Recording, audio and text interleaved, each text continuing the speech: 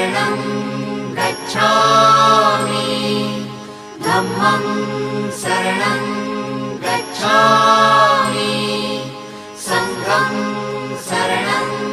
गच्छामि